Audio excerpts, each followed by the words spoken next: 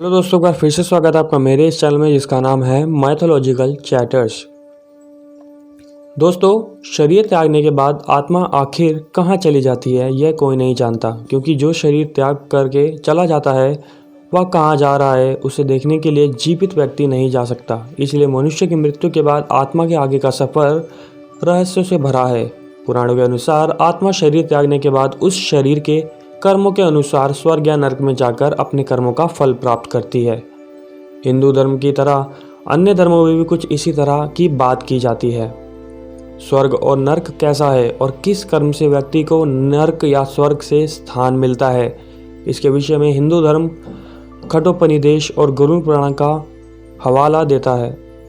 गरुड़ पुराण के विषय में कहा जाता है कि यह भगवान विष्णु द्वारा पक्षीराज गरुड़ को सुनाया गया संवाद है, जिसमें स्वर्ग, नरक, मृत्यु, यमलोक और मृत्यु के बाद की स्थितियों का उल्लेख किया गया है। पक्षीराज गरुड़ को यम मार्ग और नरक के बारे में बताते हुए भगवान विष्णु गरुड़ पुराण में कहते हैं कि नरक की कुल संख्या 84 लाख है। 84 लाख नरकों में 21 नरक प्रमुख हैं। भगवान कहते हैं कि इन नरकों में धर्म से विमुख पापी मनुष्य आते हैं और अपने कर्म के अनुसार युगों तक नरक भोगते हैं। इन नरकों में कई यमदूत रहते हैं जो पापी मनुष्य को तरह तरह की यातनाएं और कष्ट देते हैं। गरुड़ पुराण के अनुसार किसी भी प्राणी को नरक में भेजने से पहले यमराज और मनुष्य के कर्मों का लेखा जोखा रखने वाले अधिकारी चित्रगुप्त प्राणी को उसके सारे कर्मों को बताते हैं और प्राणी के पाप और पुण्य का फैसला उसी प्रकार सुनाते हैं जिस प्रकार अदालत में अपराधी को न्यायाधीश दंड सुनाते हैं। इसके बाद यमराज अपने दूत चंड और प्रचंड को आदेश देते हैं कि प्राणी को किन किन नरकों में जाना है और फिर यमदूत प्राणी को एक पाश में बांधकर यमलोक से नरक लेकर आते हैं। यमलोक, जहाँ मृत्यु लोक से गए प्राणियों के कर्मों का लेखा जोखा होता है, वहाँ के राजा यमराज हैं। यमराज भगवान शिव और विष्णु के आदेश और नियमों का पालन करते हुए ईश्वरीय नियम के अनुसार हर प्राणी के साथ न्याय करते हैं। यमराज के विषय में पुराण कहते हैं कि यम कठोर नहीं है, वे चाहते हैं कि हर प्राणी पुण्य कर्मों से स्वर्ग में स्थान प्राप्त करे, लेकिन जब मनुष्य पाप कर्म के कारण यमलोक पहुंचता है तो यम बहुत क्रोधित होते हैं और अपना उग्र रूप दिखाते हैं। इस समय यमराज का शरीर का विस्तार 12 योजन यानी 36 किलोमीटर तक होता है। यमराज का शरीर काजल के समान काला होता है और वह अपने वाहन भैंस पर सवार होकर क्रोध से लाल नेत्रों से पापी मनुष्य को देखते हैं। इनकी कई भुजाएं होती हैं जिनमें यमराज, यमदंड और कई अन्य शस्त्र धारण किए हुए हैं। यमराज की तरह चित्रगुप्त भी पापियों को देखकर क्रोध से उग्र रूप धारण कर लेते हैं, जिन्हें देखकर पाप कर्म करके यमलोक पहुंचने वाला प्राणी भय से कांपने लगता है। नरक के बारे में गरुड़ पुराण कहता है कि नरक के पास एक शाल्मली का वृक्ष है जिसका विस्तार 20 कोस यानी करीब 40 किलोमीटर और ऊंचाई 1 योजन यानी 12 किलोमीटर है।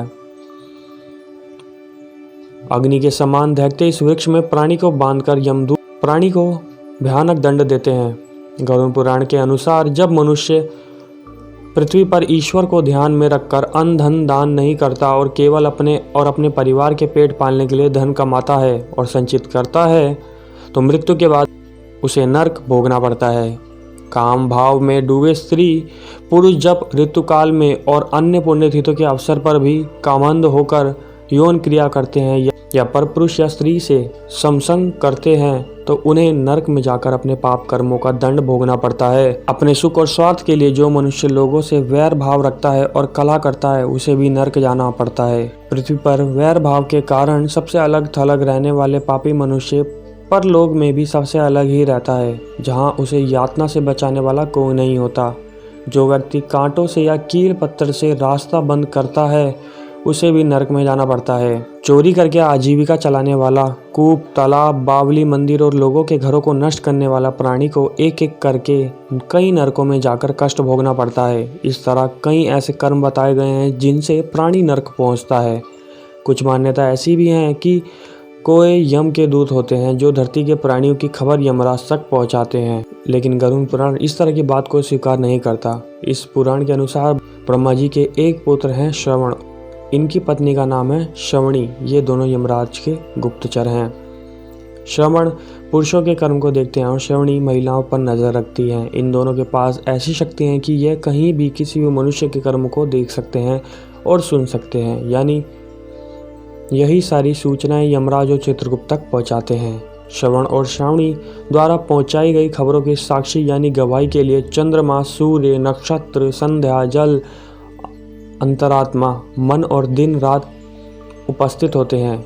इस तरह यमराज की नज़र हर पल हर प्राणी पर रहती है और कर्मों के अनुसार प्राणी स्वर्ग और नरक में भेजा जाता है। तो दोस्तों, आपको ये बात कैसी लगी मुझे कमेंट सेक्शन में ज़रूर बताइएगा। इस वीडियो को लाइक करें दोस्तों और सभी संबंधियों के साथ शेयर करें और अब भी ऐसी वीडियोस के लिए मेरे चैनल को सब्सक्राइब करें। दोस्तों मिलते हैं अगली वीडियो में, जब तक के लिए धन्यवाद।